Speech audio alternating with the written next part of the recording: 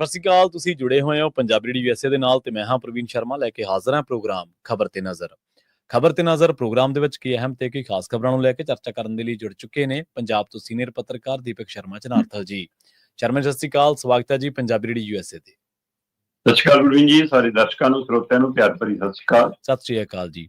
Programme ਦੇ ਵਿੱਚ ਅੱਗੇ ਵਧਣ ਤੋਂ ਪਹਿਲਾਂ ਧੰਨਵਾਦ ਕਰਦੇ ਚੱਲੀਏ ਸਪਾਂਸਰਸ ਦਾ ਜਿਹੜੇ ਜ਼ਰੀਆ ਬਣਦੇ ਨੇ ਇਹਨਾਂ ਪ੍ਰੋਗਰਾਮਾਂ ਨੂੰ ਤੁਹਾਡੇ ਤੱਕ ਪਹੁੰਚਾਉਣ ਦੇ ਲਈ। ਖਾਲਸਾ ਇੰਸ਼ੋਰੈਂਸ ਏਜੰਸੀ ਵਾਲੇ, ਜਿਨ੍ਹਾਂ ਤੋਂ ਤੁਸੀਂ ਹਰ ਤਰੀਕੇ ਦੀ ਇੰਸ਼ੋਰੈਂਸ ਲੈ ਸਕਦੇ ਹੋ। ਇੰਸ਼ੋਰੈਂਸ ਬਾਰੇ ਪਤਾ ਕਰਨ ਦੇ ਲਈ ਇਹਨਾਂ ਦਾ ਨੰਬਰ ਹੈ 408-272-2500। ਇਹ 1992 ਤੋਂ ਲਗਾਤਾਰ ਇੰਸ਼ੋਰੈਂਸ ਬਿਜ਼ਨਸ ਦੇ ਵਿੱਚ ਸ਼ਾਨਦਾਰ ਸੇਵਾਵਾਂ ਦੇ ਰਹੇ ਨੇ ਤੇ ਅਮਰੀਕਾ ਭਰ ਦੇ ਵਿੱਚ ਇੰਸ਼ੋਰੈਂਸ ਕਰਦੇ ਨੇ। ਓਬਾਮਾ ਕੇਅਰ, ਮੈਡੀਕੇਅਰ ਜਾਂ ਫਿਰ ਕਵਰਡ ਕੈਲੀਫੋਰਨੀਆ ਬਾਬਤ ਪਾਲਿਸੀ ਕਰਵਾਉਣ ਦੇ ਲਈ, ਸਲਾਹ ਲੈਣ ਦੇ ਲਈ ਅੱਜ ਹੀ ਕਾਲ ਕਰੋ 408-272-2500 ਤੇ।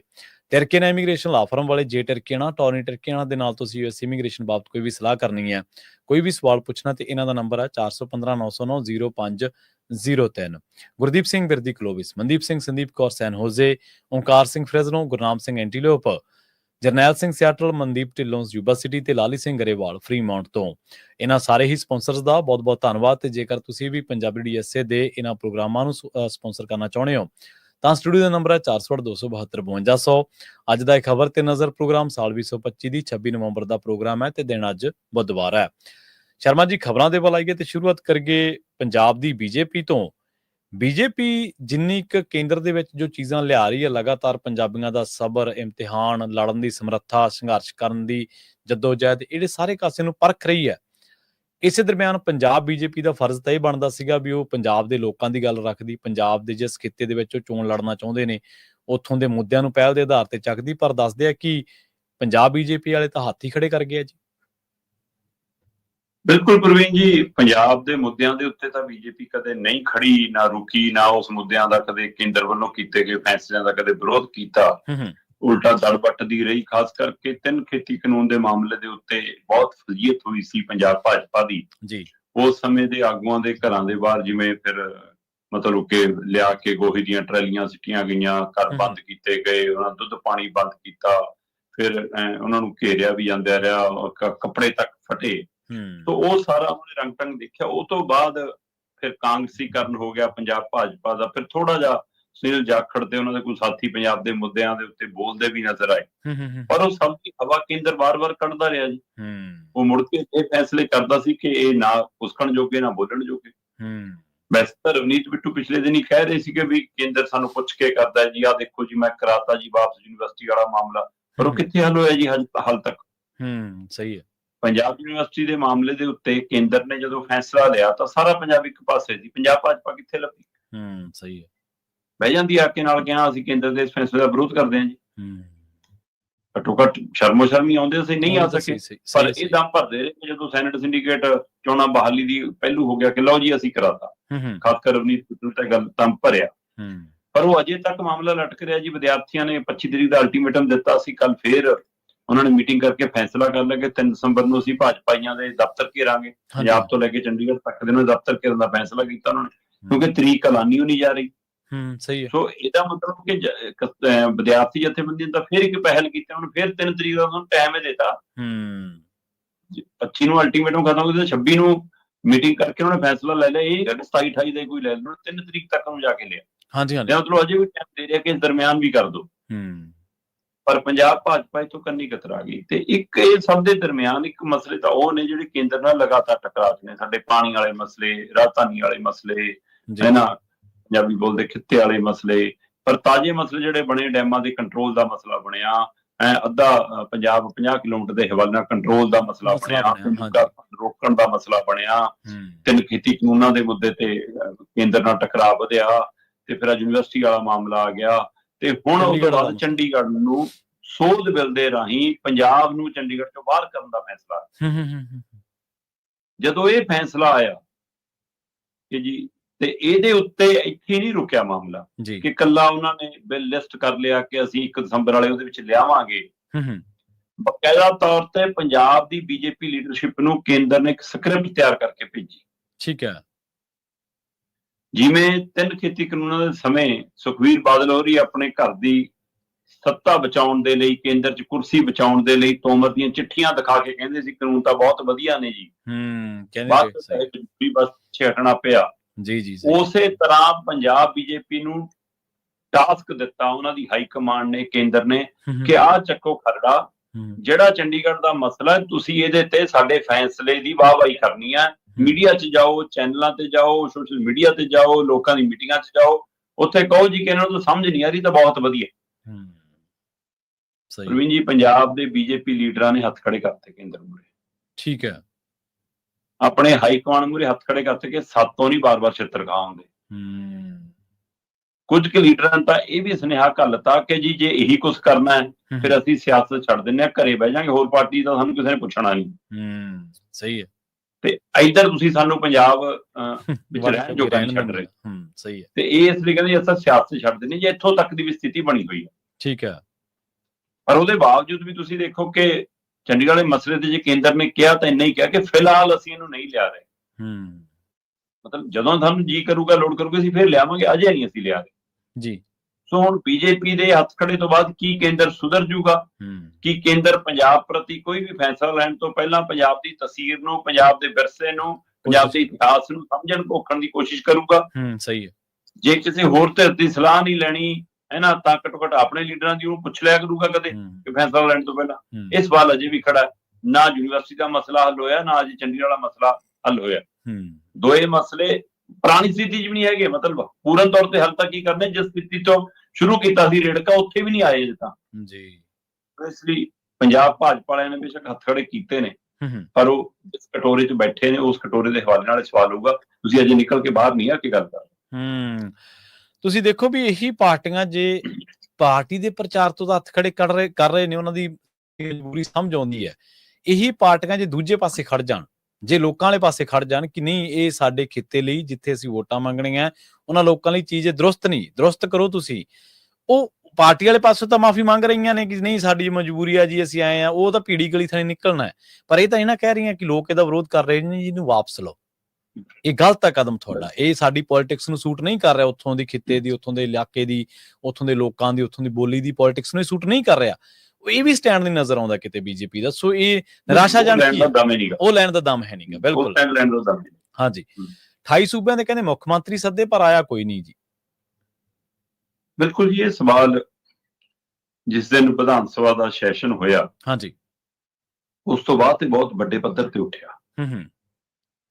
ਪਹਿਲਾਂ ਤਾਂ ਮੀਡੀਆ 'ਚ ਹੀ ਗੱਲ ਸੀ, ਦੂਜੀਆਂ ਧਿਰਾਂ ਦੀ ਹੀ ਗੱਲ ਸੀ, ਪਰ ਹੁਣ ਖੁਦ ਸਰਕਾਰ ਨੇ ਗੱਲ ਸਾਹਮਣੇ ਆ ਕੇ ਕਹਿਣੀ ਸ਼ੁਰੂ ਕਰ ਦਿੱਤੀ। ਠੀਕ ਹੈ ਜੀ। ਪਹਿਲਾਂ ਤਾਂ ਹਰਜੋਤ ਬੈਂਸ ਨੇ ਮੰਚ ਤੋਂ, ਉਸ ਰਾਜਨੀਤਿਕ ਸਟੇਜ ਤੋਂ ਇਹ ਗੱਲ ਦੁਹਰਾਈ ਕਿ ਜੀ 28 ਸੂਬਿਆਂ ਦੇ ਮੁੱਖ ਮੰਤਰੀ ਨੂੰ ਸੱਦਾ ਦੇਣ ਗਏ ਸੀ, ਕੋਈ ਨਹੀਂ ਆਇਆ ਜੀ। ਕਿਸੇ ਨੇ ਸ਼ਰਧਾ ਨਹੀਂ ਦਿਖਾਈ। ਅਸੀਂ ਤਾਂ ਸਾਰੀਆਂ ਪਾਰਟੀਆਂ ਦੇ ਪ੍ਰਧਾਨਾਂ ਨੂੰ ਵੀ, ਪੰਜਾਬ ਦਿਆਂ ਨੂੰ, ਧਾਰਮਿਕ ਸ਼ਖਸੀਅਤਾਂ ਨੂੰ ਵੀ, ਸਾਰਿਆਂ ਨੂੰ ਸੱਦੇ ਦਿੱਤੇ ਸੀ ਜੀ, ਕੋਈ ਨਹੀਂ ਆਇਆ। ਕੱਲੇ ਕੇਜਰੀਵਾਲ ਜੀ ਨਿਮਰ ਹੋ ਕੇ ਲਗਾਤਾਰ ਸੇਵਾ ਜੁਟੇ ਨੇ। ਦੇਖੋ ਜੀ ਆਏ ਪਏ। ਚਲੋ, ਤੁਸੀਂ ਕੇਜਰੀਵਾਲ ਦਿਖਾਉਣਾ, ਐਸਜੀਪੀਸੀ ਨੇ ਸੁਖਵੀਰ ਦਿਖਾਉਣਾ, ਤੁਹਾਨੂੰ ਇਹ ਤੋਂ ਉੱਪਰ ਕੁਝ ਦਿਖਦਾ ਹੀ ਨਹੀਂ। ਸਹੀ ਹੈ। ਹੁਣ 28 ਸੂਬਿਆਂ ਦੇ ਮੁੱਖ ਮੰਤਰੀਆਂ ਨੂੰ ਤੁਸੀਂ ਸੱਦਾ ਦਿਓ, ਰਾਜਪਾਲ, ਉਪ ਰਾਜਪਾਲਾਂ ਨੂੰ ਸੱਦਾ ਦਿਓ, ਕੇਂਦਰੀ ਮੰਤਰੀਆਂ ਨੂੰ ਸੱਦਾ ਦਿਓ, ਦੇਸ਼ ਦੇ ਗ੍ਰਹਿ ਮੰਤਰੀ, ਪ੍ਰਧਾਨ ਮੰਤਰੀ, ਰਾਸ਼ਟਰਪਤੀ ਨੂੰ ਸੱਦਾ ਦਿਓ, ਕੋਈ ਨਾ ਆਵੇ, ਸਵਾਲ ਤਾਂ ਹੋਏਗਾ। ਸਹੀ ਹੈ। ਇਹਦਾ ਮਤਲਬ ਇਹ ਨਹੀਂਗਾ ਕਿ ਉਹਨਾਂ ਸਾਰਿਆਂ ਨੇ 350 ਸਾਲਾ ਸ਼ਹੀਦੀ ਸਮਾਗਮਾਂ ਤੋਂ ਪਾਸਾ ਵੱਟਿਆ। ਕਈ ਸੂਬਿਆਂ ਦੇ ਵਿੱਚ, ਦਿੱਲੀ ਦੇ ਵਿੱਚ, ਮਹਾਰਾਸ਼ਟਰ ਦੇ ਵਿੱਚ, ਪਟਨਾ ਦੇ ਵਿੱਚ, ਹਰ ਥਾਵਾਂ ਦੇ ਉੱਤੇ ਸਰਕਾਰਾਂ ਨੇ ਸ਼ਿਰਕਤ ਕੀਤੀ, ਆਪੋ ਆਪਣੇ ਪੱਧਰਾਂ ਦੇ ਜਿਹੜੇ ਸਮਾਗਮ ਹੋਏ। ਸਹੀ ਹੈ। ਹਰਿਆਣਾ ਦੇ ਵਿੱਚ ਤਾਂ ਪ੍ਰਧਾਨ ਮੰਤਰੀ ਕੁਰਕਸ਼ੇਤਰ ਤੱਕ ਆਏ, ਪਰ ਸਵਾਲ ਇਹ ਵੀ ਹੈ ਕਿ ਜੇ ਤੁਸੀਂ ਕੁਰਕਸ਼ੇਤਰ ਤੱਕ ਆ ਸਕਦੇ ਹੋ, ਤੁਸੀਂ ਅਨੰਦਪੁਰ ਸਾਹਿਬ ਕਿਉਂ ਨਹੀਂ ਆਏ? ਸਵਾਲ ਇਹ ਵੀ ਹੈ ਕਿ ਤੁਸੀਂ ਜੇ ਸਰਕਾਰੀ ਸੱਦਾ ਸੀ, ਸਰਕਾਰੀ ਸਟੇਜ ਤੇ ਨਹੀਂ ਜਾਣਾ ਸੀ, ਤੁਹਾਡੀ ਉਹਨਾਂ ਨਾਲ ਨਹੀਂ ਬਣਦੀ, ਤਾਂ ਐਸਜੀਪੀਸੀ ਸਟੇਜ ਹੈਗੀ ਸੀ। ਸਹੀ ਹੈ। ਜੇ ਤੁਸੀਂ ਉਹਦੀ ਸਟੇਜ ਤੇ ਵੀ ਨਹੀਂ ਜਾਣਾ ਸੀ, ਗੁਰੂ ਦੀ ਚੌਖੜ ਤਾਂ ਹੈਗੀ ਸੀ, ਗੁਰੂ ਦਾ ਦਰ ਤਾਂ ਹੈਗਾ ਸੀ। ਸਹੀ ਗੱਲ। ਤੁਸੀਂ ਉੱਥੇ ਤੱਕ ਵੀ ਨਹੀਂ ਆਏ। ਸੋ ਇਹਦਾ ਮਤਲਬ ਬੀਜੇਪੀ ਵੀ ਕਿਸੇ ਏਜੰਡੇ ਤਹਿਤ ਕੰਮ ਕਰ ਰਹੀ ਹੈ। ਪਰ ਹੁਣ ਇਹ ਤੋਂ ਅੱਗੇ ਵੱਧ ਕੇ ਗੱਲ ਜੀ, ਮੁੱਖ ਮੰਤਰੀ ਭਗਵੰਤ ਮਾਨ ਵੀ ਸਟੇਜ ਤੋਂ ਇਹ ਗੱਲ ਕਹਿੰਦੇ ਨਜ਼ਰ ਆਏ, ਤੇ ਖੁਦ ਅਮਨ ਅਰੋੜਾ ਵੀ ਕਹਿ ਰਹੇ ਸੀਗੇ ਜੀ ਕਿ ਨਾ ਬੀਜੇਪੀ ਆਪ ਆਈ, ਨਾ ਇਹਨਾਂ ਨੇ ਕਿਸੇ ਹੋਰ ਨੂੰ ਆਉਣ ਦਿੱਤਾ। ਹੁਣ ਸਵਾਲ ਇਹ ਹੈ ਕਿ ਜਿਹੜੇ ਤਾਂ ਬੀਜੇਪੀ ਦੇ ਨਾਲ ਨੇ, ਬੀਜੇਪੀ ਦੇ ਹੀ ਸੀਐਮ ਨੇ, ਬੀਜੇਪੀ ਦੀ ਹੀ ਜਿਹੜੇ ਸੂਬਿਆਂ 'ਚ ਸਰਕਾਰ ਹੈ, ਜਾਂ ਜਿੱਥੇ ਭਾਈਵਾਲ ਸਰਕਾਰ ਹੈ, ਉੱਥੇ ਤੱਕ ਤਾਂ ਜ਼ੋਰ ਜਮਾਇਸ਼ ਚੱਲ ਗਿਆ ਹੋਊਗਾ। ਜਿਹਦੇ ਘਰੇ ਤੁਸੀਂ ਬ੍ਰੇਕਫਾਸਟ ਤੇ ਜਾ ਕੇ ਸਟਾਲਿਨ ਨੂੰ ਕਹਿੰਦੇ ਸੀ ਮੇਰਾ ਤਾਂ ਜੀ ਕਰਦਾ ਇੱਥੇ ਹੀ ਰਹਿ ਜਾਵਾਂ, ਕਰ ਲਵਾਂ, ਉਹ ਕਰ ਲਵਾਂ, ਹੈਨਾ, ਉਹ ਵੀ ਨਹੀਂ ਆਏ। ਕਿਉਂ ਨਹੀਂ ਆਏ? ਕਿ ਉਹਨਾਂ ਨੂੰ ਲੱਗਿਆ ਕਿ ਤੁਸੀਂ ਧਾਰਮਿਕ ਸਮਾਗਮ ਦੇ ਵਿੱਚ ਹੀ ਵਿਤਕਰੇ ਰਾਹੀਂ ਵਿਚਰ ਰਹੇ ਹੋ, ਤੁਸੀਂ ਸਾਂਝਾ ਨਹੀਂ ਕਰਤਾ। ਸਾਂਝਾ ਨਹੀਂ ਸ਼੍ਰੋਮਣੀ ਕਮੇਟੀ ਤੁਹਾਡਾ ਟਕਰਾ ਕੀ ਦੂਸਰਿਆਂ ਨੂੰ ਆਉਣ ਤੋਂ ਰੋਕ ਗਿਆ ਮਹਿਮਾਨਾਂ ਨੂੰ? ਮਤਲਬ ਘਰੇ ਸਮਾਗਮ ਰੱਖਿਆ ਹੋਵੇ ਔਰ ਭਰਾ ਆਪਸ ਚ ਟਕਰਾਈ ਜਾਣ ਤਾਂ ਭੂਆ ਫੁੱਫੜ ਤਾਂ 100 ਵਾਰ ਸੋਚਦੇ ਜਾਣ ਲੱਗੇ ਬਈ ਕਿਹਦੇ ਕੰਨੀ ਰਹਾਂਗੇ, ਕਿਹਦੇ ਕੰਨੀ ਨਹੀਂ, ਕਿਹਨੂੰ ਨਾਰਾਜ਼ ਕਰੀਏ, ਕਿਹਨੂੰ ਨਾ ਕਰੀਏ। ਸਹੀ ਹੈ, ਬਿਲਕੁਲ ਜੀ, ਬਿਲਕੁਲ। ਹੋ ਸਕਦਾ ਕਿ ਅਗਲੇ ਕਹਿਣ ਵੀ ਪੰਜਾਬ ਦਾ ਟਕਰਾ ਹੈ, ਟਕਰਾ ਦਾ ਅਸਰ ਤੁਹਾਡੇ ਤੁਸੀਂ ਲੀਡਰਾਂ ਨੂੰ ਰੋਨੇ ਹੋ, ਸੰਗਤ ਵੀ ਨਹੀਂ ਆਈ। ਸਹੀ ਹੈ, ਵਾਲਤਾ ਵੀ ਹੈ। ਮੈਂ 23 ਤਰੀਕ ਨੂੰ ਵੀ ਸ਼੍ਰੀ ਅਨੰਦਪੁਰ ਸਾਹਿਬ ਖੇਤਰ ਚ ਸੀਗਾ, ਠੀਕ ਹੈ ਜੀ, 25 ਤਰੀਕ ਨੂੰ ਵੀ ਉੱਥੇ ਸਮਾਗਮਾਂ ਚ ਸੀਗਾ, ਤੇ ਸੰਗਤ ਜਿਹੜੀ ਆਈ ਉਹ ਆਪ ਮਹਾਰੇ ਇਲਾਕੇ ਦੀ ਆਈ, ਖੇਤਰ ਦੀ ਆਈ, ਜਾਂ ਤੁਹਾਡੀਆਂ ਸਰਕਾਰੀ ਬੱਸਾਂ 'ਚ ਢੋਈ ਤੁਸੀਂ? ਸਹੀ ਆ। ਤੇ ਉਹ ਵੀ ਉਹ ਢੋਈ ਜਿਹੜੇ ਤੁਹਾਡਾ ਸਰਪੰਚ ਚਾਹੂਗਾ, ਤੁਹਾਡਾ ਭਗਤ ਚਾਹੂਗਾ, ਤੁਹਾਡਾ ਪਿੰਡ ਦਾ ਮੈਂਬਰ ਚਾਹੂਗਾ ਕਿ ਉਹੀ ਸਰਕਾਰੀ ਬੱਸ ਚੜਿਆ। ਤੁਸੀਂ ਆਮ ਸ਼ਰਧਾਲੂ ਨੂੰ, ਗੁਰੂ ਦੇ ਸ਼ਰਧਾਲੂ ਨੂੰ ਨਹੀਂ ਚੜਨ ਦਿੱਤਾ, ਤੁਸੀਂ ਆਪਣੀ ਪਾਰਟੀ ਦੇ ਸ਼ਰਧਾਲੂ ਚੜਾ ਕੇ ਲਿਆਂਦੇ। ਸਹੀ ਹੈ, ਬਿਲਕੁਲ। ਕਿ ਜਿਹੜੇ ਸਿੱਧੇ ਸਾਡੇ ਪੰਡਾਲ 'ਚ ਜਾਣ, ਹੋਰ ਕਿਤੇ ਨਾ ਚਲੇ ਜਾਣ। ਸਹੀ ਹੈ। ਤੁਸੀਂ ਇਹ ਕੋਸ਼ਿਸ਼ ਕਰੇ। ਮਤਲਬ ਅੱਗੇ ਜਦੋਂ ਰੈਲੀਆਂ ਹੁੰਦੀਆਂ ਸੀਗੀਆਂ ਹੋਲੇ ਮਹੱਲੇ ਤੇ, ਫਤਿਹਗੜ੍ਹ ਸਾਹਿਬ ਦੀ ਸਭਾ ਤੇ ਜਾਂ ਮਾਘੀ ਮੇਲੇ ਤੇ, ਤਾਂ ਉਹਨਾਂ ਰੈਲੀਆਂ ਦੇ ਵਿੱਚ ਲੋਕ ਵੱਖੋ-ਵੱਖ ਪਾਰਟੀਆਂ ਦੀਆਂ ਬੱਸਾਂ 'ਚ ਚੜ੍ਹ ਕੇ ਪਿੰਡਾਂ ਤੋਂ ਆ ਜਾਂਦੇ ਸੀ, ਜਾਂਦੇ ਸੀ ਪਹਿਲਾਂ ਗੁਰੂ ਘਰ ਕੰਨੀ, ਜਾਂਦੇ ਸੀ, ਏਦਾਂ ਹੀ ਸੀ, ਬਿਲਕੁਲ। ਉਸ ਤੋਂ ਬਾਅਦ ਰੈਲੀ 'ਚ ਜਾਣਾ, ਨਹੀਂ ਜਾਣਾ, ਅਗਲੇ ਦੀ ਮਰਜ਼ੀ, ਮੇਲਾ ਦੇਖ ਕੇ ਮੁੜ ਜਾਣਾ, ਅਗਲੇ ਦੀ ਮਰਜ਼ੀ, ਹੈ ਨਾ। ਕਿਤੇ ਢਾਡੀ ਸੁਣਨ ਬੈਠ ਕੇ ਕਿਤੇ, ਤਾਂ ਏਦਾਂ ਟੈਗ ਤਾਂ ਨਹੀਂ ਲੱਗੇ ਹੁੰਦੇ ਸੀ ਕਿ ਬਾਂਹ ਤੋਂ ਫੜ ਕੇ ਅੰਦਰੇ ਵੜਨੇ। ਸਹੀ ਹੈ। ਤੇ ਤੁਸੀਂ ਜਮਾ ਹੀ ਸ਼ਰਮ ਲਾਤੀ ਕਿ ਸਰਕਾਰੀ ਬੱਸ ਚੜਾ ਕੇ ਆਇਆ ਤਾਂ ਸਾਡੇ ਪੰਡਾਲ 'ਚ ਰਹੇਗਾ, ਹੋਰ ਕਿਤੇ ਨਹੀਂ ਜਾ ਸਕਦਾ। ਪੁਰਾਤਨ ਸ਼ਹਿਰ ਤੱਕ ਦੇ ਅੰਦਰ ਤੁਸੀਂ ਨਾਕੇ ਲਾਤੇ ਪੁਲਿਸ ਦੇ। ਜੀ ਜੀ। ਪੁਲਿਸ ਛਾਉਣੀ 'ਚ ਬਦਲਤਾ ਅਨੰਦਪੁਰ ਸਾਹਿਬ ਨੂੰ। ਚੰਡੀਗੜ੍ਹ ਤੋਂ ਲੈ ਕੇ ਅਨੰਦਪੁਰ ਸਾਹਿਬ ਤੱਕ ਰਾਹ ਦੇ ਵਿੱਚ ਇੱਕ ਵੀ ਲੰਗਰ ਨਹੀਂ ਸੀ। ਸਹੀ ਹੈ। ਕਿਉਂਕਿ ਪਿੰਡਾਂ ਵਾਲੇ ਲੰਗਰ ਤਾਂ ਲਾਉਣ ਜੇ ਸੰਗਤ ਖੁੱਲੀ ਜਾਂਦੀ ਦਿਖੇ ਉਹਨਾਂ ਨੂੰ। ਜਦੋਂ ਸੰਗਤੇ ਨਹੀਂ ਦਿਖ ਰਹੀ ਤਾਂ ਲੰਗਰ ਕਿਵੇਂ ਲਾਉਣ? ਤੇ ਜੇ ਕੇਜਰੀਵਾਲ VIP ਸਮਝ ਕੇ ਤੁਸੀਂ ਬੁਲਾਉਂਦੇ ਹੋ ਤਾਂ ਉਹਦੇ ਲਈ ਚੌਪਰ ਦਾ ਇੰਤਜ਼ਾਮ ਕਰਦੇ ਹੋ, ਉਹਦੇ ਲਈ ਹੈਲੀਪੈਡ ਦਾ ਇੰਤਜ਼ਾਮ ਕਰਦੇ ਹੋ, ਉਹਦੇ ਲਈ ਸਿਕਿਉਰਿਟੀ ਦਾ ਇੰਤਜ਼ਾਮ ਕਰਦੇ ਹੋ, ਉਹਦੇ ਲਈ ਕਮੇਟੀ, ਸਵਾਗਤੀ ਕਮੇਟੀ ਬਣਾਉਂਦੇ ਹੋ, ਸਾਰਾ ਕੁਝ। ਜੇ ਸੂਬਿਆਂ ਦੇ ਮੁੱਖ ਮੰਤਰੀਆਂ ਨੂੰ ਸੱਦੇ ਦਿੱਤੇ ਸੀ, ਰਾਸ਼ਟਰਪਤੀ ਨੂੰ ਸੱਦੇ ਦਿੱਤੇ ਸੀ, ਕੋਈ ਤਾਲਮੇਲ ਕਮੇਟੀ ਹੈਗੀ ਸੀ ਤੁਹਾਡੀ ਜਿਹਨੇ ਮੁੜ ਕੇ ਪੁੱਛਿਆ ਹੋਵੇ? ਕਿ ਕਾਰਡ ਦੇ ਕੇ ਸਿਰਫ ਸੋਸ਼ਲ ਮੀਡੀਆ ਤੇ ਪਾਉਣਾ ਹੀ ਕੰਮ ਸੀ ਤੁਹਾਡਾ? ਕੋਈ ਸਵਾਗਤੀ ਕਮੇਟੀ ਹੈਗੀ ਸੀ? ਮਤਲਬ ਅਮਨ ਅਰੋੜਾ ਨੂੰ ਮੀਡੀਆ ਵਾਲੇ ਪੁੱਛ ਰਹੇ ਸੀ ਜੀ ਕਿ ਆਏ ਨਹੀਂ ਮਹਿਮਾਨ, ਅਸੀਂ ਤਾਂ ਆਪ ਡੀਕੀ ਜਾਂਦੇ ਆ ਜੀ। ਮਤਲਬ ਪਤਾ ਹੀ ਨਹੀਂ ਤੁਹਾਨੂੰ ਕਿਸੇ ਨੂੰ ਕੁਝ ਕਿ ਕੋਈ ਆ ਰਿਹਾ ਕਿ ਨਹੀਂ ਆ ਰਿਹਾ। ਪਹਿਲਾਂ ਚਾਕ ਆਊਟ ਹੁੰਦਾ ਪ੍ਰੋਗਰਾਮ ਸਾਰਾ, ਉਹ ਲੀਕਿਆ ਜਾਂਦਾ, ਸਿਕਿਉਰਿਟੀ ਵਾਲਿਆਂ ਨਾਲ ਤਾਲਮੇਲ ਬਣਦਾ, ਸਾਰਾ ਸਿਸਟਮ ਹੁੰਦਾ। ਮਤਲਬ ਇਹ ਤੋਂ ਵੱਡਾ ਝਟਕਾ ਤੁਹਾਡੇ ਲਈ ਕੀ ਹੋਊਗਾ ਕਿ ਤੁਸੀਂ ਪ੍ਰਧਾਨ ਮੰਤਰੀ ਦੇ ਬੂਹੇ ਤੇ ਬਾਰ-ਬਾਰ ਗਏ ਸੱਦਾ ਦੇਣ, ਅਗਲੇ ਦਿਨ ਤੋਂ ਸੱਦਾ ਲੈਣ ਲਈ ਵੀ ਬੂਹਾ ਨਹੀਂ ਖੋਲਿਆ। ਸਹੀ ਹੈ। ਇਹ ਪ੍ਰਧਾਨ ਮੰਤਰੀ ਦਾ ਵੀ ਇੱਕ ਉਹ ਹੈ। ਹੁਣ ਇਹਦਾ ਮਤਲਬ ਤੁਸੀਂ ਰਾਜਨੀਤਿਕ ਤੌਰ ਤੇ ਨਹੀਂ ਟਕਰਾ ਰਹੇ, ਤੁਸੀਂ ਧਾਰਮਿਕ ਮੁੱਦਿਆਂ ਤੇ ਵੀ ਟਕਰਾਅ 'ਚ ਆ ਗਏ। ਸਹੀ ਹੈ। ਤੁਹਾਡੀ ਅੰਦਰ ਦੀ ਹਉਮੈ ਦੋ ਹੀ ਤਰ੍ਹਾਂ ਦੀ, ਕੇਂਦਰ ਤੋਂ ਲੈ ਕੇ ਸੂਬੇ ਤੱਕ ਦੀ, ਸਟੇਟ ਬਨਾਮ ਕੇਂਦਰ, ਇਹ ਟਕਰਾਅ ਸਾਡੀਆਂ ਸ਼ਤਾਬਦੀਆਂ ਤੱਕ ਤੇ ਅਸਰ ਪਾ ਰਿਹਾ। ਤੁਹਾਡੇ ਅੰਦਰ ਕੁਝ ਹੈਗਾ। ਉੱਥੇ ਮੈਨੂੰ ਕੋਈ ਪੁੱਛ ਰਿਹਾ ਸੀਗਾ, ਮੇਰਾ ਪੱਤਰਕਾਰ ਸਾਥੀ, ਕਹਿੰਦਾ ਜੀ ਇਹਨਾਂ ਨੇ ਪਲਾਸਟਿਕ ਦੇ ਫੁੱਲ ਲਾਏ ਨੇ ਜੀ। ਅੱਛਾ। ਮੈਂ ਕਿਹਾ ਭਰਾਵਾ, ਉਹ ਹਰਸਿਮਰਤ ਦਾ ਇੱਕ ਉਹ ਬਹੁਤ ਮਸ਼ਹੂਰ ਹੁੰਦਾ ਸੀਗਾ, ਉਹ ਕਹਿੰਦੀ ਕਿ ਜਿਹਨੇ ਚਿੱਟੇ ਦਾ ਕਾਰੋਬਾਰ ਕੀਤਾ ਹੋਵੇ ਉਹਦਾ ਕੱਖ ਨਾ ਰਹੇ, ਲੋਕ ਬਹੁਤ ਕੁਝ ਕਹਿੰਦੇ ਆ ਜੀ ਕਿ, ਹੈ ਨਾ। ਤੇ ਉਸੇ ਤਰ੍ਹਾਂ ਸ਼੍ਰੀ ਅਨੰਦਪੁਰ ਸਾਹਿਬ ਵਿਖੇ ਕੇਜਰੀਵਾਲ ਕਹਿ ਰਿਹਾ ਸੀਗਾ ਵੀ ਕਿ ਜੇ ਅਸੀਂ ਬੇਈਮਾਨੀ ਦਾ ਇੱਕ ਵੀ ਪੈਸਾ ਕਮਾਇਆ ਹੋਵੇ ਤਾਂ ਗੁਰੂ ਸਾਨੂੰ ਸਜ਼ਾ ਦੇਵੇ। ਮੈਂ ਕਿਹਾ ਦੇਖੀ ਕਿਤੇ ਇੱਥੇ ਕਹੇ ਬੋਲ ਪੁੱਗ ਵੀ ਜਾਂਦੇ ਆ ਜੀ ਕੀਤਾ ਹੋਊਗਾ। ਸੋ ਪਲਾਸਟਿਕ ਦੇ ਫੁੱਲੇ ਲੱਗੇ, ਪਲਾਸਟਿਕ ਦੇ ਕੀੜੇ ਵੀ ਪੈ ਜਾਂਦੇ ਆ। ਮੈਂ ਕਿਹਾ ਇਹ ਵੀ ਦੇਖ ਲਓ। ਸੋ ਇਸ ਲਈ ਇਹ ਤਾਂ ਤੈਅ ਹੋ ਜਾਣਾ ਜੀ ਜੇ ਤੁਸੀਂ ਇਹਦੇ ਵਿੱਚੋਂ ਵੀ ਸਿਆਸਤ ਕਰ ਰਹੇ ਹੋ, ਸਭ ਨੂੰ ਦਿਖ ਰਿਹਾ। ਸਹੀ ਹੈ। ਸੋ ਇੱਥੇ ਠੀਕ ਹੈ, 300 ਸਾਲਾਂ ਦੇ ਸਮੇਂ ਅਕਾਲੀਆਂ ਦਾ ਰਾਜ ਸੀਗਾ ਤੇ ਉਹ SGPC ਨੂੰ ਪਿੱਛੇ ਬੈਠ ਕਰਕੇ ਆਪ ਮੂਹਰੇ ਬੈਠਦੇ ਸੀ, ਉਸ ਸਮੇਂ ਵੀ ਟਕਰਾਅ ਹੋਇਆ ਸੀ ਟੌੜੇ ਦੇ ਅੱਡ ਸਟੇਜ ਤੇ ਪਰ ਤੁਸੀਂ ਨਿਮਰ ਹੋ ਕੇ ਚਲੇ ਜਾਂਦੇ ਜੀ। ਇੰਨਾ ਹੀ ਤੁਹਾਨੂੰ ਗੁਰੂ ਪ੍ਰਤੀ ਸ਼ਰਧਾ ਸੀ, ਤੁਸੀਂ ਕਹਿੰਦੇ ਭਾਈ SGPC ਵਾਲਿਆਂ ਨੇ ਕਰਨ ਲਾਇਆ, ਅਸੀਂ ਪਿੱਛੇ ਬਹਿ ਜਾਂਦੇ ਹਾਂ।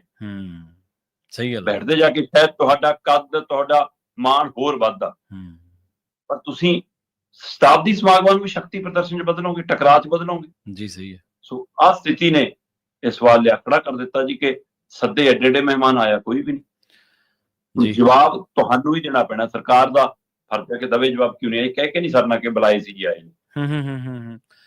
ਅਸਲ ਦੇ ਵਿੱਚ ਨਾ ਸ਼ਰਮਾ ਜੀ, ਜਦੋਂ ਸਾਡੇ ਸੱਦੇ ਨੂੰ ਕਬੂਲ ਨਹੀਂ ਕਰ ਰਿਹਾ ਨਾ, ਫਿਰ ਨਿਰਾ ਪੂਰਾ ਦੂਜੇ ਨੂੰ ਨਹੀਂ ਦੋਸ਼ ਦੇਈਦਾ ਹੁੰਦਾ। ਤੁਹਾਡੇ ਸੱਦੇ ਦੇ ਵਿੱਚ ਕੀ ਆ ਉਹ ਵੀ ਦੇਖਣਾ ਪੈਂਦਾ ਹੁੰਦਾ। ਤੁਸੀਂ ਸੱਦਾ ਦੇ ਕਿਸ ਤਰੀਕੇ ਦਾ ਰਹੇ ਹੋ। ਇੱਕ ਛੋਟੀ ਜਿਹੀ ਤੁਹਾਨੂੰ ਮਿਸਾਲ ਦਿੰਦਾ ਹੈ।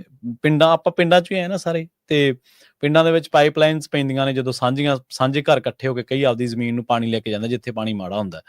ਉਹ ਕਿਸੇ ਬੰਦੇ ਨੇ ਸ਼ਿਕਾਇਤ ਕੀਤੀ, ਮਤਲਬ ਸਾਡੇ ਪਿੰਡ ਦਾ ਹੀ ਮਸਲਾ ਸੀ। ਉਹ ਕਹਿੰਦੇ ਯਾਰ ਮੈਨੂੰ ਫਲਾਣੇ ਘਰ ਨਾਲ ਨਹੀਂ ਰਲਾਉਂਦੇ, ਉਹ ਕੋਈ ਬੰਦਾ ਹੋਰ ਸਿਆਣਾ ਸੀਗਾ, ਉਹ ਕਹਿੰਦਾ ਯਾਰ ਤੂੰ ਉਹਨਾਂ ਸਿਰ ਨਾ ਲਾਂਬਾ ਦੇ, ਤੂੰ ਇਹ ਸੋਚ ਕਿ ਤੈਨੂੰ ਨਾਲ ਕਿਉਂ ਨਹੀਂ ਰਲਾਉਂਦੇ, ਤੂੰ ਕਲੇਸੀ ਹੋਏਗਾ, ਪਿੰਡ ਚ ਰੌਲੇਬਾਜ਼ ਹੋਏਗਾ, ਸਾਂਝੇ ਕੰਮਾਂ 'ਚ ਤੇਰੀ ਤੋਹੀਨ ਕੀਤੀ ਹੋਣੀ ਤੂੰ ਕਿਸੇ ਗੱਲ 'ਚ ਵੀ ਯਾਰ ਇਹ ਨਹੀਂ ਮੈਂ ਨਹੀਂ ਐਂ ਕਰਨਾ, ਫਿਰ ਤਾਂ ਹੀ ਨਹੀਂ ਤੈਨੂੰ ਨਾਲ ਲਾਉਂਦੇ।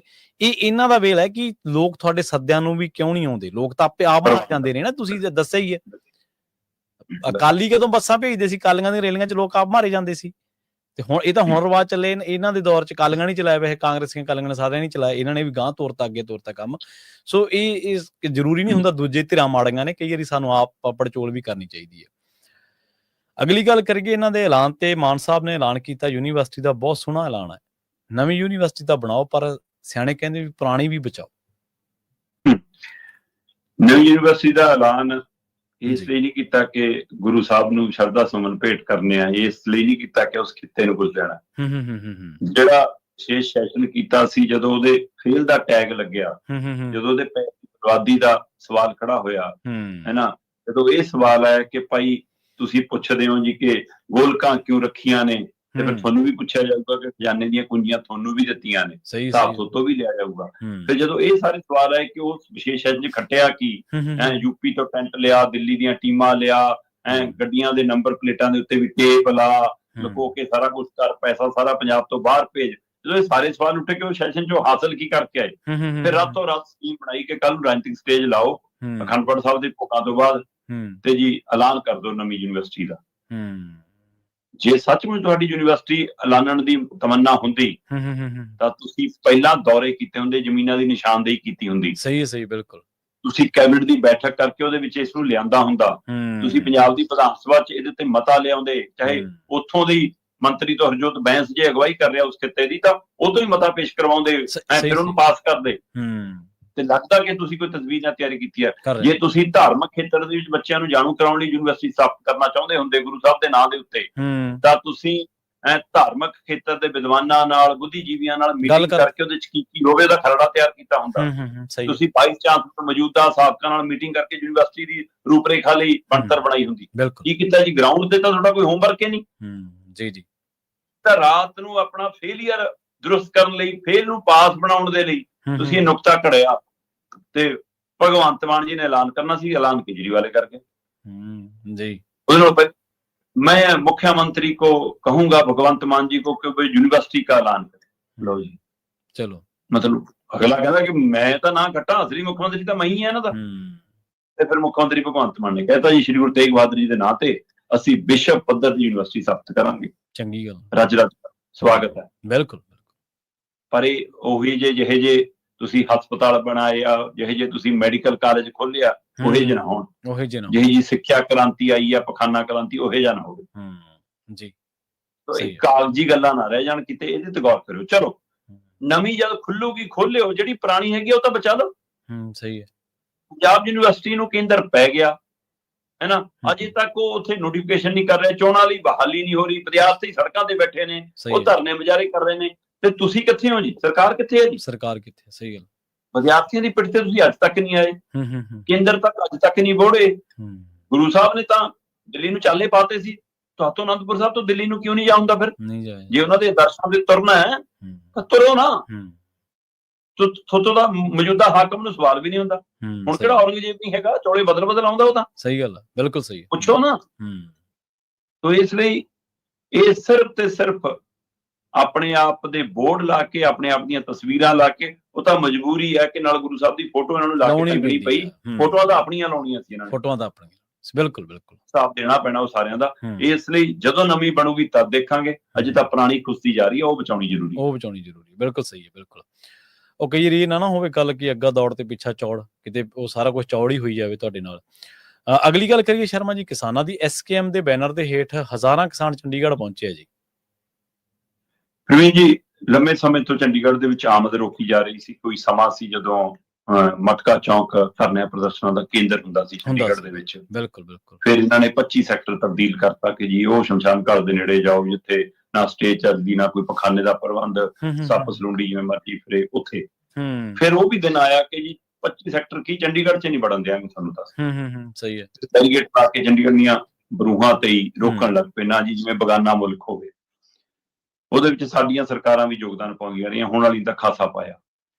ਫਿਰ ਇੱਕ ਵਾਰ ਬਕਾਇਆ ਤੌਰ ਤੇ ਅਗਰਾਹਾਂ ਜਥੇਬੰਦੀ ਨੇ ਪਿਛਲੇ ਮਹੀਨਿਆਂ ਦੇ ਦਰਮਿਆਨ ਪੁਲਿਸ ਤੰਤਰ ਨਾਲ ਰਾਬਤਾ ਕਰਕੇ ਸੈਕਟਰ 34 ਦੇ ਵਿੱਚ ਇੱਕ ਦਿਨ ਦਾ ਆਪਣੀ ਰੈਲੀ ਕੀਤੀ, ਮੀਟਿੰਗ ਕੀਤੀ ਤੇ ਮਟਕਾ ਚੌਂਕ ਤੱਕ ਵੀ ਜਾ ਕੇ ਉਹਦੇ ਨਾਲ ਥੋੜਾ ਜਿਹਾ ਰਾਹ ਖੁੱਲਿਆ। 10 ਤਰੀਕ ਨੂੰ 10 ਨਵੰਬਰ ਜਦੋਂ ਯੂਨੀਵਰਸਿਟੀ ਦੀ ਕਾਲ ਸੀ, ਉਸ ਦਿਨ ਫਿਰ ਬੈਰੀਕੇਡ ਟੁੱਟੇ ਵੀ ਤੇ ਚੰਡੀਗੜ੍ਹ 'ਚ ਕਿਸਾਨ ਦਾਖਲ ਵੀ ਹੋਏ। ਸਹੀ। ਉਸ ਤੋਂ ਬਾਅਦ ਹੁਣ ਜਦੋਂ ਇਹ ਤੈਅ ਕੀਤਾ SKM ਨੇ ਕਿ ਅਸੀਂ ਆਪਣੀ 5 ਸਾਲਾ ਵਰ੍ਹੇਗੰਢ ਮਨਾਉਣੀ ਆ 3 ਖੇਤੀ ਕਾਨੂੰਨਾਂ ਦੇ ਮਾਮਲੇ ਦੇ ਉੱਤੇ ਤੇ ਤਾਜ਼ਾ ਸਥਿਤੀ, ਚਾਹੇ ਬਿਜਲੀ ਸੋਧ ਬਿੱਲ ਹੋਵੇ, ਚਾਹੇ ਕਿਰਤੀਆਂ ਵਾਲਾ ਮਸਲਾ ਹੋਵੇ, ਚਾਹੇ ਚੰਡੀਗੜ੍ਹ ਯੂਨੀਵਰਸਿਟੀ ਵਾਲਾ ਮਸਲਾ ਹੋਵੇ, ਚਾਹੇ ਚੰਡੀਗੜ੍ਹ ਦਾ ਮਸਲਾ ਹੋਵੇ, ਪਾਣੀਆਂ ਦਾ ਮਸਲਾ ਹੋਵੇ, ਕੇਂਦਰ ਤੇ ਸੂਬੇ ਨਾਲ ਟਕਰਾਅ ਵਾਲੇ ਜਿਹੜੇ ਮਸਲੇ ਹੋਣ, ਉਹਨਾਂ ਸਾਰਿਆਂ ਨੂੰ ਕੇਂਦਰ 'ਚ ਰੱਖ ਕੇ ਅਸੀਂ ਆਪਣੀ ਰੈਲੀ ਕਰਨੀ ਆ, ਮਹਾ ਰੈਲੀ ਕਰਨੀ ਆ, ਹਨਾ। ਉਹਦੇ ਲਈ ਪ੍ਰਕਿਰਿਆ 'ਚ ਗਏ ਤਾਂ ਉਸ ਪਹਿਲੂ ਦੇ ਉੱਤੇ ਥਾਂ ਤੈਅ ਕਰ ਰਹੇ ਸੀ 34 ਸੈਕਟਰ ਕਿ 34 'ਚ ਕਰਾਂਗੇ ਜੀ, ਥਾਂ ਦੇਖਣ ਵੀ ਗਏ ਤੇ ਪਰ ਉੱਥੇ ਸਮਾਗਮ ਸੀ, ਕੁਝ ਸੀ, ਫਿਰ 43 ਸੈਕਟਰ ਤੈਅ ਹੋਇਆ। ਠੀਕ ਹੈ ਜੀ। SKM ਦਾ ਇਹ ਫੈਸਲਾ ਚੰਡੀਗੜ੍ਹ ਚਾਹਾਂਗੇ ਉਸ ਨੂੰ ਜੇ ਪੂਰ ਚੜਾਇਆ ਤਾਂ ਚੰਡੀਗੜ੍ਹ ਦੇ ਪੁਲਿਸ ਪ੍ਰਸ਼ਾਸਨ ਨੇ ਚੜਾਇਆ। ਠੀਕ ਹੈ। ਸਮੇਂ ਦਾ ਅਫਸਰ ਕਿਹੋ ਜਿਹਾ ਹੁੰਦਾ ਹੈ, ਬਹੁਤ ਕੁਝ ਤੈਅ ਕਰਦਾ। ਬਿਲਕੁਲ ਸਹੀ। ਮੌਜੂਦਾ BP SHP ਨੇ ਆਪਣੇ ਉੱਪਰ ਵਾਲੇ ਅਧਿਕਾਰੀਆਂ ਨੂੰ ਇਹ ਸਮਝਾਉਣ 'ਚ ਉਹ ਕਾਮਯਾਬ ਹੋਈ ਕਿ ਟਕਰਾਅ ਦੇ ਵਿੱਚ ਸਾਡਾ ਵੀ ਨੁਕਸਾਨ ਹੁੰਦਾ, ਇਹਨਾਂ ਦਾ ਵੀ ਹੁੰਦਾ, ਜ਼ਰੂਰ ਸਾਡਾ ਵੀ ਨਿਕਲਦਾ, ਇਹਨਾਂ ਦਾ ਨਿਕਲਦਾ, ਜੇ ਆਉਣ ਦਿਓਗੇ ਤਾਂ ਆਰਾਮ ਨਾਲ ਰੈਲੀ ਕਰਕੇ ਮੁੜ ਜਾਣਗੇ। ਸਿਆਣਪ ਹੈ, ਬਿਲਕੁਲ ਸਹੀ। ਕੱਲ ਯੂਨੀਵਰਸਿਟੀ ਦੇ ਗੇਟ ਕੋਈ ਨਹੀਂ ਬੰਦ ਕੀਤੇ ਗਏ, ਠੀਕ ਹੈ, ਆਰਾਮ ਨਾਲ ਨਿਗਾਹ ਰੱਖੀ ਗਈ ਤੇ ਵਿਦਿਆਰਥੀਆਂ ਨੇ ਕੋਈ ਕਦੇ ਵੀ ਨਹੀਂ ਹੁਲੜਬਾਜ਼ੀ ਕੀਤੀ, ਆਰਾਮ ਨਾਲ ਕੱਲ ਉੱਥੇ ਮੀਟਿੰਗਾਂ ਚੱਲੀਆਂ, ਪ੍ਰਦਰਸ਼ਨ ਹੋਇਆ ਤੇ 43 ਸੈਕਟਰ 'ਚ ਹਜ਼ਾਰਾਂ ਕਿਸਾਨ ਪਹੁੰਚੇ। ਲੋਕਾਂ ਨੇ ਆਪਣੇ ਘਰਾਂ 'ਚੋਂ ਬਾਹਰ ਪਾਣੀ ਪਿਲਾਇਆ, ਬਾਹਰ ਨਿਕਲ ਕੇ ਕੋਈ ਚਾਹ ਧਰ ਰਿਹਾ ਸੀ, ਗਲੀਆਂ 'ਚ ਉਹਨਾਂ ਦੇ ਘਰਾਂ ਮੂਹਰੇ ਗੱਡੀਆਂ ਖੜੀਆਂ ਸੀ, ਕਿਤੇ ਕੋਈ ਟਕਰਾਅ ਨਹੀਂ ਹੋਇਆ, ਹੈਨਾ, ਤੇ ਰੈਲੀ ਕੀਤੀ ਤੇ ਸ਼ਾਮ ਨੂੰ ਘਰਾਂ ਨੂੰ ਚਲੇ ਗਏ। ਸੋ ਇਸ ਲਈ ਇਹ ਮੌਕੇ ਦੇ ਅਫਸਰਾਂ ਦੀ ਸਿਆਣਪ ਵੀ ਕੰਮ ਕਰਦੀ ਹੈ। ਪਰ ਮੈਨੂੰ ਲੱਗਦਾ ਕਿ ਤਾਜ਼ਾ ਜਿਹੜਾ ਚੰਡੀਗੜ੍ਹ ਵਾਲਾ ਮੁੱਦਾ ਭਖਿਆ, ਉਸ ਨੇ ਸਿਸਟਮ ਨੂੰ, ਪ੍ਰਸ਼ਾਸਨ ਨੂੰ ਬੈਕਫੁੱਟ ਤੇ ਲਿਆਂਦਾ ਕਿ ਜੇ ਹੁਣ ਟਕਰਾਅ ਕੀਤਾ ਤਾਂ ਉਹ ਮੁੱਦਾ ਹੋਰ ਵੱਡਾ ਨਾ ਹੋ ਜਾਵੇ, ਇਸ ਲਈ ਚੁੱਪ ਕਰਕੇ ਆਉਣ ਦਿਓ, ਇਹ ਵੀ ਇੱਕ ਕਾਰਨ ਹੋਏਗਾ। ਦੇਖੋ, ਇਹ ਅਫਸਰ ਬਹੁਤ ਕੁਝ ਤੈਅ ਕਰ ਜਾਂਦਾ ਸ਼ਰਮਾ ਜੀ, ਤੁਹਾਡੀ ਗੱਲ ਬਿਲਕੁਲ ਜਾਇਜ਼ ਆ। ਮੌਕੇ ਦਾ ਅਫਸਰ ਜਿਹੜਾ ਹੁੰਦਾ ਨਾ, ਉਹ ਬਹੁਤ ਚੀਜ਼ਾਂ ਨੂੰ ਦੂਰ ਕਰ ਸਕਦਾ ਹੁੰਦਾ, ਖਾਸ ਕਰਕੇ ਟਕਰਾਅ ਨੂੰ। ਤਾਂ ਇਹੀ ਚੀਜ਼ ਅਫਸਰ ਕਿਉਂ ਨਹੀਂ ਸਮਝਦੇ ਵੀ ਸਾਡਾ ਕੰਮ ਜੇ ਅਸੀਂ ਕਹਿੰਦੇ ਵੀ ਅਸੀਂ ਪਹੁੰਚਣ ਨਹੀਂ ਦੇਣੇ, ਤਾਂ ਪ੍ਰੋਟੈਸਟ ਵੀ ਤਾਂ ਉਹਨਾਂ ਦਾ ਰਾਈਟ ਹੈ। ਬਿਲਕੁਲ, ਅਗਲਾ ਬੇਸਿਕ ਰਾਈਟ ਦੀ ਤਾਂ ਵਰਤੋਂ ਕਰ ਹੀ ਸਕਦਾ ਨਾ, ਆਪਦੇ ਹੱਕ ਦੀ ਤਾਂ ਗੱਲ ਕਰ ਹੀ ਸਕਦਾ, ਹੋਰ ਤਾਂ ਚਲੋ ਨਹੀਂ। ਅਗਲੀ ਗੱਲ ਕਰੀਏ ਸੰਵਿਧਾਨ ਦਿਵਸ ਦੀ। ਪੰਜਾਬੀ ਸਣੇ 9 ਭਾਸ਼ਾਵਾਂ ਦੇ ਵਿੱਚ ਸੰਵਿਧਾਨ ਜਾਰੀ ਕੀਤਾ ਗਿਆ ਜੀ। ਸੰਵਿਧਾਨ ਜਾਰੀ ਹੋਇਆ, ਚਲੋ ਚੰਗੀ ਗੱਲ ਹੈ ਸ਼ਰਮਾ ਜੀ, ਪਰ ਸੰਵਿਧਾਨ ਤਾਂ ਹਰ ਰੋਜ਼ ਕੁਰਲਾ ਕੇ ਕਹਿੰਦੇ ਕਿ ਥੋੜਾ ਜਿਹਾ ਤਾਂ ਛੱਡ ਦਿਓ, ਕਦੇ ਤਾਂ ਗੱਲ ਮੰਨ ਲਓ, ਇੰਨੇ ਤਾਂ ਬਦਲਾਅ ਨਾ ਕਰੋ ਜੀ। ਕੱਲ ਸੰਵਿਧਾਨ ਦਿਵਸ ਸੀਗਾ ਤੇ ਸੰਵਿਧਾਨ ਦਿਵਸ ਦੇ ਮੌਕੇ ਦੇ ਉੱਤੇ ਸੰਸਦ ਦੇ ਸੈਂਟਰਲ ਹਾਲ ਦੇ ਵਿੱਚ ਸਮਾਗਮ ਸੀਗਾ। ਰਾਸ਼ਟਰਪਤੀ ਦ੍ਰੋਪਦੀ ਮੁਰਮੂ ਮੁੱਖ ਮਹਿਮਾਨ ਦੇ ਤੌਰ ਤੇ ਉੱਥੇ ਸ਼ਿਰਕਤ ਕਰ ਰਹੇ ਸੀ। ਹਾਂਜੀ, ਤੇ ਉਹਦੇ ਵਿੱਚ ਉਹਨਾਂ ਨੇ 3 ਤਲਾਕ ਦਾ ਵੀ ਜ਼ਿਕਰ ਕੀਤਾ, ਧਾਰਾ 370 ਹਟਾਉਣ ਦਾ ਵੀ ਜ਼ਿਕਰ ਕੀਤਾ। ਆਪਾਂ ਨੂੰ ਪਤਾ ਹੈ ਕਿ ਜੇ ਰਾਜਪਾਲ ਸੂਬੇ ਦੀ ਵਿਧਾਨ ਸਭਾ ਚ ਆਉਂਦਾ ਤਾਂ ਉਹਨੂੰ ਸਕ੍ਰਿਪਟ ਪੜ੍ਹਨੀ ਹੁੰਦੀ, ਜਿਹੜੀ ਸਰਕਾਰ ਲਿਖ ਕੇ ਦਿੰਦੀ ਹੈ। ਰਾਸ਼ਟਰਪਤੀ ਜੇ ਉੱਥੇ ਆਉਂਦੇ ਤਾਂ ਉਹਨਾਂ ਨੇ ਕੇਂਦਰ ਦੀ ਬੋਲੀ ਬੋਲਣੀ ਹੁੰਦੀ ਹੈ, ਉਹ ਠੀਕ ਹੈ। ਪਰ ਸੰਵਿਧਾਨ ਦਿਵਸ ਦੇ ਹਵਾਲੇ ਨਾਲ ਜਿਹੜਾ ਉਹਨਾਂ ਨੇ ਇਹ ਪਹਿਲਕਦਮੀ ਕੀਤੀ ਕਿ ਅੱਜ ਅਸੀਂ 9 ਹੋਰ ਭਾਸ਼ਾਵਾਂ ਚ, ਮਰਾਠੀ ਵੀ, ਤੇਲੰਗਾਨਾ ਵੀ, ਨੇਪਾਲੀ ਵੀ, ਕਸ਼ਮੀਰੀ ਵੀ ਤੇ ਉਹਦੇ ਵਿੱਚ ਪੰਜਾਬੀ ਵੀ, ਸੋ ਉਹਦੇ ਵਿੱਚ 9 ਭਾਸ਼ਾਵਾਂ ਦੇ ਵਿੱਚ ਕੱਲ ਸੰਵਿਧਾਨ ਦਾ ਉਲਥਾ ਕਰਕੇ ਉਹਨੂੰ ਜਾਰੀ ਕੀਤਾ। ਸੋ ਜਿਹੜੇ ਹਿੰਦੀ ਤੇ ਅੰਗਰੇਜ਼ੀ ਦੇ ਵਿੱਚ ਅਖਾਈ ਮਹਿਸੂਸ ਕਰਦੇ ਆ, ਉਹਨਾਂ ਨੂੰ ਆਪਣੀ ਬੋਲੀ ਦੇ ਵਿੱਚ ਜਦੋਂ ਸੰਵਿਧਾਨ ਮਿਲੂਗਾ ਤਾਂ ਉਹ ਪੜ੍ਹ ਸਮਝ ਵੀ ਸਕਣਗੇ, ਉਹਦੇ ਉੱਤੇ ਚਰਚਾ ਵੀ ਕਰ ਸਕਣਗੇ। ਪਰ ਸੰਵਿਧਾਨ ਨੂੰ ਵੱਖ-ਵੱਖ ਭਾਸ਼ਾਵਾਂ ਵਿੱਚ ਜਾਰੀ ਕਰਨਾ ਹੀ ਪਹਿਲੂ ਨਹੀਂ ਹੈਗਾ, ਸੰਵਿਧਾਨ ਅਨੁਸਾਰ ਕੰਮ ਕਰਨਾ ਪਹਿਲੂ ਹੈ। ਬਿਲਕੁਲ ਸਹੀ। ਸਵਾਲ ਤਾਂ ਉਹ ਖੜਾ ਕਿ ਤੁਸੀਂ ਸੰਵਿਧਾਨ ਅਨੁਸਾਰ ਚੱਲ ਰਹੇ ਹੋ ਕਿ ਨਹੀਂ ਚੱਲ ਰਹੇ, ਉਹ ਤਾਂ ਤੁਸੀਂ ਭਗੌੜੇ ਹੋ ਰਹੇ ਹੋ। ਤੇ ਇਸ ਲਈ ਇਹ ਸਥਿਤੀ ਤੁਹਾਡੇ ਸਾਹਮਣੇ ਖੜੀ ਹੈ। ਚਲੋ ਰੱਬ ਭਲੀ ਕਰੇ, ਸਵਾਗਤਯੋਗ ਕਦਮ ਹੈ ਜੀ, ਇਹਦਾ ਸਵਾਗਤ ਕਰ। ਬਿਲਕੁਲ, ਸੰਵਿਧਾਨ ਦੇ ਮੁਤਾਬਿਕ ਚੱਲਣ ਦੀ ਕੋਈ ਗੱਲ ਹੈ। ਜੇ ਸੰਵਿਧਾਨ ਦੇ ਮੁਤਾਬਿਕ ਚੱਲ ਪਏ ਫਿਰ ਤਾਂ ਦੇਸ਼ ਸੈਕੂਲਰ ਹੈ ਤੇ ਉਹ ਘੱਟ ਗਿਣਤੀਆਂ ਮਿਨੋਰਟੀਜ਼ ਦੇ ਨਾਲ ਜਾਂ ਰਾਜਾਂ ਨਾਲ ਫੈਡਰਲਿਜ਼ਮ ਤੇ ਕੋਈ ਧੱਕਾ ਹੀ ਨਾ ਹੋਵੇ ਸ਼ਰਮਾ ਜੀ। ਫਿਰ ਤਾਂ ਇੰਨੀਆਂ ਸੁਰੱਖੀਆਂ ਨਾ ਬਣਨ, ਫਿਰ ਤਾਂ ਇਹਨਾਂ ਦੀਆਂ ਪਾਰਟੀਆਂ ਦੇ ਬੰਦੇ ਹੀ ਨਾ ਹੱਥ ਖੜੇ ਕਰਨ, ਜਿਵੇਂ ਆਪਾਂ ਸ਼ੁਰੂਆਤ ਕੀਤੀ ਸੀ, BJP ਹੱਥ ਖੜੇ ਕਰ ਗਈ। ਬਹੁਤ ਬਹੁਤ ਧੰਨਵਾਦ ਸ਼ਰਮਾ ਜੀ ਤੁਹਾਡਾ, ਇਹਨਾਂ ਖਾਸ ਖਬਰਾਂ ਤੇ ਖਾਸ ਜਾਣਕਾਰੀਆਂ ਦੇ ਲਈ, ਤਫਸੀਲ ਪੂਰਵਕ ਜਾਣਕਾਰੀਆਂ ਦੇ ਲਈ ਤੁਹਾਡਾ ਬਹੁਤ ਧੰਨਵਾਦ ਜੀ। ਸਤਿ ਸ਼੍ਰੀ ਅਕਾਲ ਜੀ। ਆਪਣੇ ਨਾਲ ਜੁੜੇ ਸਨ ਦੀਪਕ ਸ਼ਰਮਾ ਜਨਾਰਥਲ ਜੀ, ਪੰਜਾਬ ਤੋਂ ਸੀਨੀਅਰ ਪੱਤਰਕਾਰ, ਨਾ ਸਿਰਫ ਪੱਤਰਕਾਰ ਦੇ ਤੌਰ ਤੇ ਬਲਕਿ ਪੰਜਾਬ ਦੇ ਮੁੱਦਿਆਂ ਨੂੰ ਗਰਾਊਂਡ ਲੈਵਲ ਤੇ ਵੀ ਧਰਨਿਆਂ ਦੇ ਵਿੱਚ ਜਾ ਕੇ ਸੰਬੋਧਨ ਕਰਦੇ ਨੇ, ਲੋਕਾਂ ਦੇ ਵਿੱਚ ਸਰਕਾਰਾਂ ਦੀ ਗੱਲ ਨੂੰ ਰੱਖਦੇ ਨੇ ਜਿਹੜੀਆਂ ਸਰਕਾਰਾਂ ਲੁਕਾਉਂਦੀਆਂ ਨੇ। ਇਸ ਤੋਂ ਇਲਾਵਾ ਪੰਜਾਬ ਦੇ ਸਾਹਿਤਕ ਸਰਗਰਮੀਆਂ ਦੇ ਵਿੱਚ ਵੀ ਪੂਰੀ ਸਰਗਰਮੀ ਦੇ ਨਾਲ ਯਤਨਸ਼ੀਲ ਰਹਿੰਦੇ ਨੇ। ਪੰਜਾਬੀ ਰੇਡੀਓ ਐਸੇ ਦੇ ਪ੍ਰੋਗਰਾਮ ਖਬਰ ਤੇ ਨਜ਼ਰ ਨੂੰ ਆਪਾਂ ਇੱਥੇ ਸਮਾਪਤ ਕਰਾਂਗੇ। ਪੰਜਾਬੀ ਰੇਡੀਓ ਐਸੇ ਦੇ ਉੱਤੇ ਪ੍ਰੋਗਰਾਮਾਂ ਦਾ ਸਿਲਸਿਲਾ ਲਗਾਤਾਰ ਜਾਰੀ ਹੈ। ਸੋਸ਼ਲ ਮੀਡੀਆ ਪਲੇਟਫਾਰਮਸ ਮੰਚਾਂ ਦੇ ਉੱਤੇ ਜ਼ਰੂਰ ਤੁਸੀਂ ਪੰਜਾਬੀ ਰੇਡੀਓ ਐਸੇ ਦਾ ਸਹਿਯੋਗ ਕਰੋ। ਪੰਜਾਬੀ ਰੇਡੀਓ ਯੂਐਸਏ ਦੇ ਨਾਲ ਜੁੜੋ। ਫੇਸਬੁੱਕ ਪੇਜ ਤੇ ਵੀ, YouTube ਚੈਨਲ ਤੇ ਵੀ, ਇਸੇ ਤਰ੍ਹਾਂ ਟਿਕਟੌਕ ਤੇ ਇੰਸਟਾਗ੍ਰਾਮ ਤੇ ਵੀ ਅਸੀਂ ਹੈਗੇ ਹਾਂ, ਟਵਿੱਟਰ ਤੇ ਵੀ ਅਸੀਂ ਹੈਗੇ ਹਾਂ। ਤੁਹਾਡਾ ਸਾਰਿਆਂ ਦਾ ਬਹੁਤ ਧੰਨਵਾਦ। ਸਤਿ ਸ਼੍ਰੀ ਅਕਾਲ।